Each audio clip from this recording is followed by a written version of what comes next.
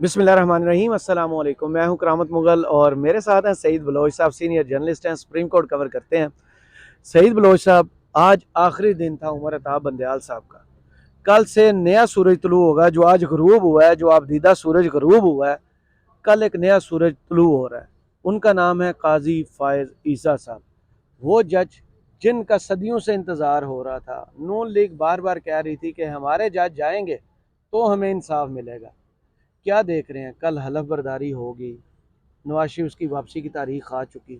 क्या नून लीग के सारे बुरे दिन दूर हो जाएंगे, या काजी साहब को जैसे हमारे दोस्त देख रहे हैं कि ये अभी तक जो है वो डायरेक्शन कोई नहीं लेते, वो अपनी डायरेक्शन पे खुद ही टाइम के हिसाब से निकल पड़ते हैं।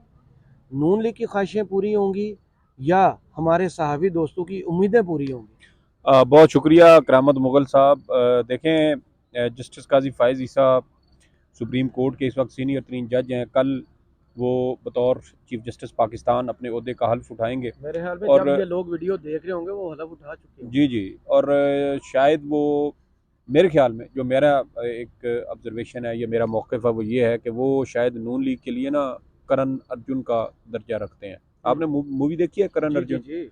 उसमें वो एक बूढ़ी ज़ईफ़ औरत होती है जो कहती है कि मेरे करण राखी अर्जुन जी, उसके दो बेटे होते हैं राखी जिसको वहाँ गुलजार। का ठाकुर मार देता है। जी। और फिर वो उम्मीद लगा के बैठी होती है कि उसके बच्चे जो हैं वो दोबारा जन्म ले के आएंगे उसके पास, और एक दिन फिर वो आ भी जाते हैं और फिर वो उस ठाकर को मारते हैं और अपनी माँ के साथ वो हंसी खुशी रहने लगते हैं। तो मुझे ना लेकिन मुझे नहीं लगता ऐसा कुछ होगा।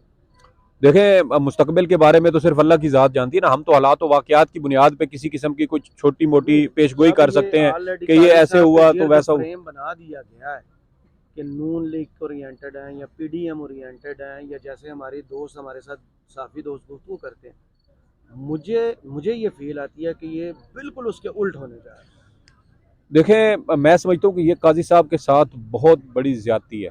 हम्म। ज़्यादती सेंस में है कि एक शख्स, एक जज जिसने अभी तैनात होना है पाकिस्तान के मुनसफ़ आज़म के ओहदे पर, उसके बारे में उससे पहले ही इतनी मुतनाज़ा किस्म की जो है वो बातें कर दी गई हैं कि वो आएगा तो हमें इंसाफ मिलेगा, नवाज शरीफ की नहली ख़त्म होगी। अब फ़र्ज़ करें कि काजी साहब चीफ़ जस्टिस पाकिस्तान, कल अल्लाह उनको ज़िंदगी दे वो बनेंगे चीफ़ जस्टिस पाकिस्तान बनने के बाद, वो ये तमाम केसेस नून लीग के जो हैं, नवाज शरीफ की नहली हो या जो इनके साथ दीगर मुकदमात है, रेफरेंसेज हैं, पनामा वाला सारा मामला था, उस सब को ये मेरिट पर भी सुनते हैं। जो बयानात वो नून लीग फैसले दे को चुकी है। आपको याद होगा, हुदैबिया हुदैबिया पेपर मिल वाले केस में उन्होंने नैब प्रोसिक्यूटर को क्या कहा था कि पनामा वाले केस का फैसला मेरे सामने जिक्र भी ना करना। जी जी। तो उस केस को सुनना पसंद करेंगे जिसका फैसला वो आया देखिए, हो। पनामा के हवाले से वो आपको याद होगा याद है गुज़श्ता उन्होंने साल क्या कहा था कि मैं तुम्हारा गुज़श्ता लाइसेंस कैंसिल करवा दूंगा। गुज़श्ता साल 22 अक्टूबर 2022 26 अक्टूबर 2022 को लाहौर में एक असमा जहांगीर कॉन्फ्रेंस हुई थी। रेफरेंस। रेफरेंस हुआ था उनकी याद में। जी। उससे जस्टिस काजी फ़ाइज़ ईसा साहब ने खिताब किया था। और उस वहाँ पर खिताब करते हुए जस्टिस काजी फ़ाइज़ ईसा साहब ने नवाज शरीफ साहब के उस पनामा केस का हवाला दिया कि एक वज़ीर आज़म को नायल किया गया उसको पनामा के पनामा में ज़रिए। तो बचाया गया जो हमारी अंडरस्टैंडिंग है। ठीक है। तो देखें ना, फिर ये तो और चीज़ें हैं ना, आप वो दूसरी साइडों पे ले जाते हैं, फिर हम जो असल मौजू होता है ना चले उसके बोले, ट्रैक आप से भी हट रोको। जाते हैं। नहीं बोलता, आप बोले। क्योंकि आप जो है ना वो बड़ी शरारती बातें करते हैं और वो बड़ी गहराई वाली होती हैं। तो वहाँ पर ना जस्टिस काजी फ़ाइज़ ईसा साहब केस के ऊपर अपनी राय दे चुके हैं। जब कोई जज, कोई वकील जो आइन और कानून के मामले पे अपनी क्रेडिबिलिटी को बड़ी अहमियत देता है, वो जब किसी मौजू के ऊपर कोई राय दे देता है ना तो फिर वो उसको अवॉइड करता है। मिसाल मैं आपको देता हूँ कि जब जस्टिस काजी फ़ाइज़ ईसा के खिलाफ सदारती रेफरेंस चल रहा था, तो उस वक्त एडवोकेट हैं सुप्रीम कोर्ट के खालिद जावेद खान, सीनियर जी जी। एडवोकेट हैं। उन्होंने जस्टिस काजी फ़ाइज़ ईसा के रेफरेंस के ऊपर अपना एक ओपिनियन दिया था।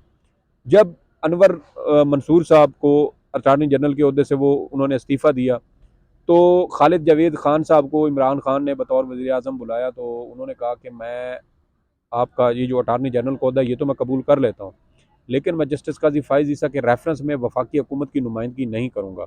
अच्छा। उसकी वजह यह है कि मैं जस्टिस काजी फ़ाइज़ ईसा के रेफरेंस के ऊपर राय दे चुका हूँ। तो वो राय ना देने की वजह से अपना असूली मौक़िफ़ था उससे पीछे हट गए। उन्होंने दलाइल नहीं दिए, फ़रोग़ नसीम साहब ने दलाइल दिए। तो यही बात है कि अब जस्टिस काजी फायज ईसा साहब के लिए बड़ा मुश्किल हो जाएगा कि वो पनामा का केस सुने, उसके ऊपर फैसला करें। इवन के जस्टिस सरदार तारिक मसूद ये 9 जून को सुप्रीम कोर्ट में जब जमात इस्लामी की जब तक रिव्यू एंड जजमेंट का था केस, तब तक तो था कि अपील इस पर सर दायर बेशक हो अपील लेकिन का अब ये केस ओपन कैसे होगा? अपील होनी थी असल में। वो जो था ना पनामा का review case of open judgment, कैसे होगा? देखिए पनामा का केस ये इसमें हो सकता है तो कि एक महीने का टाइम होता है रिव्यू, सुप्रीम कोर्ट के रूल्स जो है ना उसमें भी ये बात है।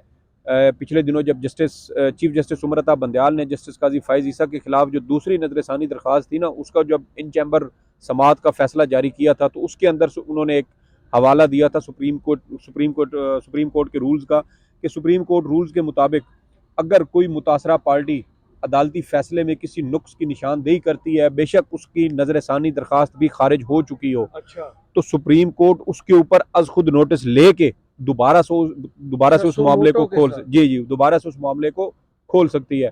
तो ये एक तरीका मेरे ख्याल में मौजूद है। देखें, अब अवामी मफाद आमा के मामलात बनाना कोई मुश्किल नहीं है। अगरचा जस्टिस काजी फायज ईसा ने रवां साल 9 अप्रैल को नहीं 16 अप्रैल को, 5 अप्रैल के बाद तो उन्होंने काम नहीं किया। जी 16 अप्रैल को इन्होंने यहीं इस्लामाबाद में एक मकामी यूनिवर्सिटी थी, वहाँ पर ये सेमिनार के ऊपर इनको बुलाया गया था, दावत दी गई थी, और 2 घंटे तकरीबन वहाँ पर बोलते रहे थे और पूरे मीडिया ने उनको लाइव दिखाया था। आज तक वैसे मीडिया इतना दिखाता नहीं है, ये भी बड़ी मैनी खेज बात थी कि इतने लंबा क्यों दिखाया गया। वहाँ पर ना जस्टिस काजी फायज ईसा ने ना आर्टिकल 184(3) के हवाले से बड़ी मजे की बातें की। उन्होंने कहा कि आर्टिकल 184(3) में गलबन उन्होंने 2 चीज़ों का हवाला दिया, एक सुप्रीम कोर्ट और दूसरी मफाद आमा। और जो मफाद आमा के मामलात हैं वो भी शेड्यूल 2 के अंदर उन्होंने आइन की किताब से पढ़ के बताए थे। तो नवाज शरीफ का मुकदमा तो शायद आर्टिकल 184(3) के तहत मफाद आमा में आता ही नहीं है। हाँ, ये अलग बात है कि अब अगर जस्टिस काजी फायज ईसा साहब मफाद आमा की तारीफ तब्दील कर दें, क्योंकि मोम की नाक है आइन और कानून, इन ताकतवर लोगों के लिए ये कर सकते हैं, बिल्कुल कर सकते हैं। तो मैं वही कह रहा था कि नून लीग ने ना असल में जस्टिस काजी फायज ईसा साहब के साथ बड़ी ज्यादती की है। इन्होंने उनको मुकम्मल तौर पे मतनाज़ा बना दिया है। वो आके मेरिट पर भी इनको इंसाफ देंगे ना, तो इनके ऊपर उंगलियां ज़रूर उठेंगी कि इन्होंने तो पहले ही कह दिया था कि काजी साहब आके हमें इंसाफ देंगे। तो चीज़ें इन्होंने खुद मतनाज़ा बनाई हैं। कल को जब इनकी कही हुई बातें जब इनके मुंह पे मारी जाएंगी, तो फिर ये उस वक्त फिर रोएंगे कि देखें जी हमारे साथ ये फिर ज्यादती हो रही है। तो मेरे ख्याल में वो जो सियाने कह के गए हैं ना कि पहले तोलो फिर बोलो, ये बोल पहले देते हैं, तोलते बाद में है।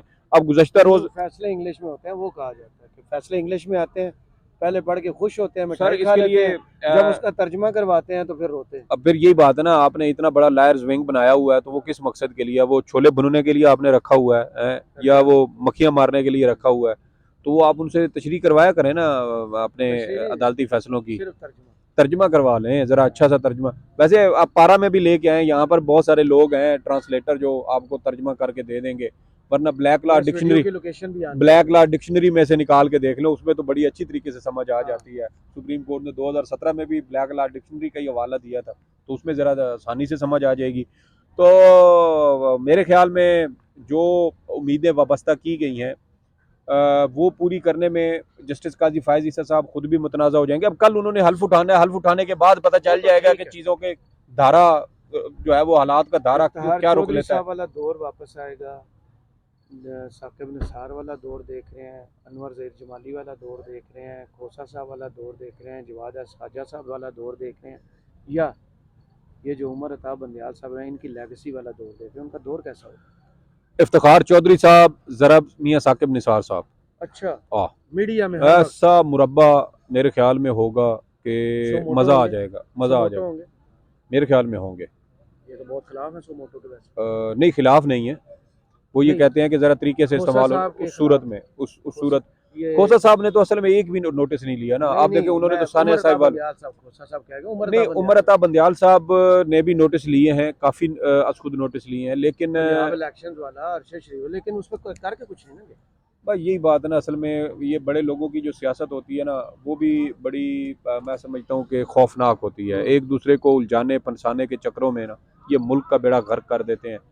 और इनको कोई पूछने वाला भी नहीं है। और मुख्तसर एक जवाब का सवाल का जवाब देते हैं, डिवाइड ख़त्म हो जाए सुप्रीम कोर्ट के जजेस में। देखिए, मुकम्मल तौर पे आप दो चीज़ें होती है ना, एक तो वो होती है जो आपने मीडिया के ऊपर एक अपना मुखड़ा रखना होता है, देखें जी हम सारे बड़े खुश हैं, इकट्ठे हैं, प्यार मोहब्बत से, जब हाँ भी तस्वीर बने, हाँ हाँ, वो प्यार मोहब्बत से जी रहे हैं, हंसी खुशी बड़े मज़े के साथ। एक वो होती है जो एक्चुअल हालात होते हैं, जो रात जो आंखों में एक दूसरे को देख के शक्ल बनती है। जी, जो हालात चीफ जस्टिस उमर अता बंदयाल की मुद्दत के दौरान हुए हैं, मुझे नहीं लगता कि इसके बाद ये दरार जो है ये मुकम्मल तौर पे कभी भी ख़त्म हो सकेगी। अच्छा, हाँ, ये हो सकता है कि जो मौजूदा जजेस हैं इस वक्त चीफ जस्टिस उमर अता बंदयाल के होते हुए, अगर ये तमाम जज रिटायर हो जाते हैं तो मुमकिन तौर के उसके बाद उस पर हो सकती है।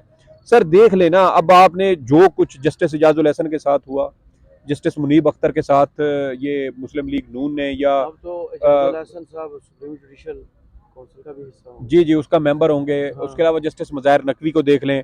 अब यहाँ पे देखें कि जस्टिस काजी फायज ईसा के बहुत करीब समझे जाने वाले एक वकील हैं, साबिक सदर सुप्रीम कोर्ट बार एसोसिएशन भी हैं, अमानुल्लाह कंडरानी साहब, जिन्होंने बदतमीजी की। जिन्होंने जस्टिस मुज़ाहिर नकवी के साथ और जस्टिस हसन नजर रिजवी जो अब मौजूदा चीफ सर जस्टिस, कत्ल केस में। जी जी चीफ जस्टिस उमर अता बंदयाल के वो करीब समझे जाते थे दोनों जज साहिबान, और उन जजेस के साथ इन्होंने भरी अदालत में इंतहाई बदतमीजी से ये इन्होंने बर्ताव किया। उसके ऊपर इनको कोई तौहीन अदालत का नोटिस भी जारी नहीं किया गया, और मेरी ये एक ज़ाती राय है कि इस बदसलूकी की वजह से अमानुल्लाह कंडरानी साहब को बलूचिस्तान के अंदर निगरान वजीर कानून का ओहदा दिया गया है। कोई इससे इख्तलाफ कर सकता है, इसकी तरदीद कर सकता है, मेरिट रद्द कर सकता है। तो पंजाब में आमिर मीर साहब वजीर इत्तलात हैं, बस मरकज में मुर्तजा सोलंकी साहब वजीर इत्तलात, तो मेरिट आपके सामने। वो सेक्सुअल प्रीडेटर जिसके बारे में खबरें लग चुकी हैं। सर मैं इल्जाम नहीं लगा रहा, मैं तो रिपोर्टेड चीजें बता रहा हूँ। तो ये भी कहते हैं आमिर मीर साहब वो हैं जिन्होंने पाकिस्तान का झंडा चलाया था प्रेस क्लब के बाहर। बस देख लेना, तो पीछे है उनके वालिद साहब के पीछे चले जाएं तो वो वालिद साहब को छोड़ दें, प्रोफेसर तो थे। औलाद तो उन्हीं की है ना। नहीं, वालिद का क्या खमीर तो वही आ रहा है ना। ऐसे ना करें सर, अच्छे बुरे बच्चे भी है। सर हामिद मीर साहब बांग्लादेशी अवार्ड लेके आए हुए हैं। नहीं, उनके वालिद साहब को छोड़ दे, प्रोफेसर साहब थे, बहुत अच्छे प्रोफेसर थे। ये प्रोपेगेंडा किया सर जाता ये है। भी तो उन्हीं की गलती है ना कि औलाद की तरबियत सही नहीं करके गए। नबी पाक का फरमान है कि सर एक वो बाप अगर अपनी मेरे औलाद भाई को कोई सबसे बेहतरीन चीज दे मेरे सकता है भाई तो सुन ले मेरी बात, वो तरबियत है औलाद की। 43 इयर्स के थे जब उनकी डेथ हो गई थी, तो कौन? उनकी प्रोफेसर वारिस मीर साहब। अच्छा। तो इनकी तरबियत जो है ना उनके बाद हुई है। अब माफी दे दे थोड़ी सी। ये 43 साल की उम्र में जब वो थे तब पैदा हुए थे। सर माफी दे दें, बहुत टाइम कम था उनके पास। चलें, क्या वो टाइम क्या कम था? तरबियत बच्चों की 43 साल में आप बताएं कितने बच्चों की तरबियत हो। सर 43 साल में कितने, उनकी कितने 25-26 4 साल बेटे हैं उनके, एक बेटी। माशाल्लाह माशाल्लाह माशाल्लाह। तो वालिद पर है, मैंने दरख्वास्त की आपसे। चल आपकी दरख्वास्त कबूल की जाए। चलें, बहुत शुक्रिया सईद बलोच साहब दरख्वास्त और तज़िये के लिए कबूल करने पर। कमेंट्स बॉक्स में ज़रूर बताइए वीडियो आपको कैसी लगी। इजाज़त दीजिए, अल्लाह हाफिज़।